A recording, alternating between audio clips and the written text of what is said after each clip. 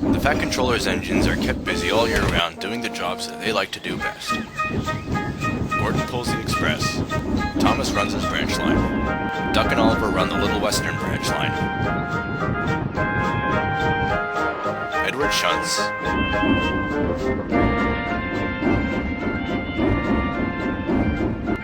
And Percy carries the mail.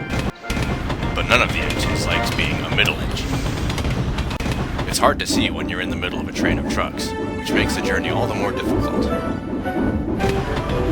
One morning, Percy was sent to the big yards to collect some coal trucks.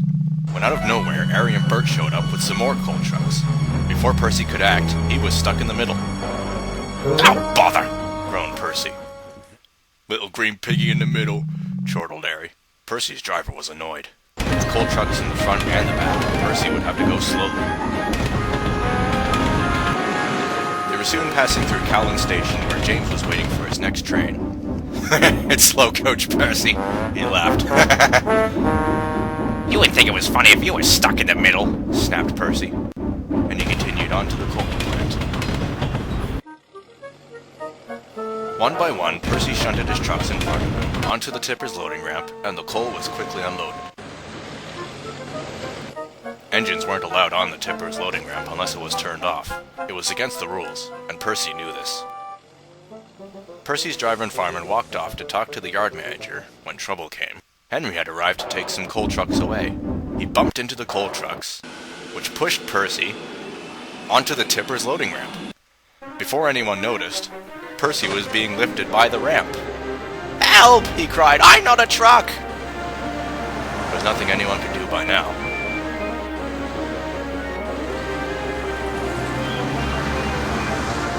Percy went to the top of the ramp, tipped over to his side, then came back down again. He was dizzy when he came back down, but he knew he was going to be in trouble for sure. "What happened here?" asked the yard manager. "I was pushed onto the ramp, sir," groaned Percy. "I see," he said. "A likely story. But still, I have to report any minor inconvenience to the Fat Controller."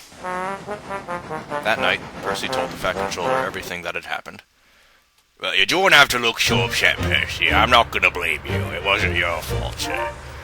So I won't yell at you, unlike when I yelled at you for that fruit business. That actually wasn't your fault. I meant to apologize about that, but you see, I was kind of upset that day. Coincidentally, for something that fruit would have cured. but anyway, I must ask, though, why on earth were you in the middle of your trade?" "It was Harry and Bert, sir," groaned Percy. "They made me a middle engine before I could react to their silly tricks." "I see," said the Fat Controller.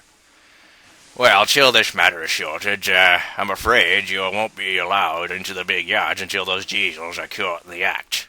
"Pah!" snorted James, thinking no one could hear.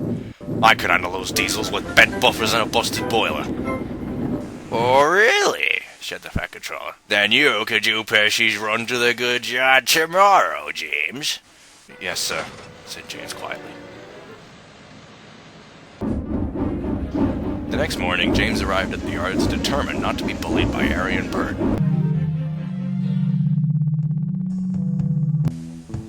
"Hello, James," oozed Harry. "Care to learn a thing or two from those who know?"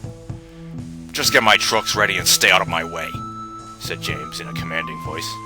"Yes, sir," oiled Bert. James returned later to find his trucks all ready for him. He thought he had the diesels fooled, but he was wrong. "Little red piggy in the middle," chortled Harry. "Just like Percy," jeered Bert. "I am not like Percy," snorted James. "I'm not a middle engine, and I'm not moving till you remove these trucks from my view." Harry and Bert refused, so James stayed where he was, despite his driver's commands. In the end, Percy was called to take James and his trucks to the docks.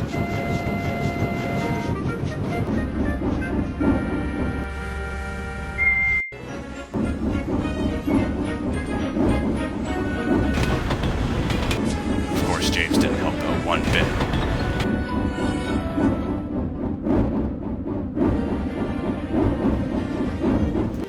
"Right on time, Percy," smiled the yard manager. "But what is James doing in the middle of your train?" He's learning. Learning what? Learning to be careful what he says in future. James vanished in a cloud of steam, but it didn't help, as everyone knew there was only one red engine on the Fat Controller's railway. Needless to say, James was not impressed. Ari and Bert were punished by the Fat Controller once he caught up with them, and as for James, he was certainly more careful the next time the subject of middle engines was brought up.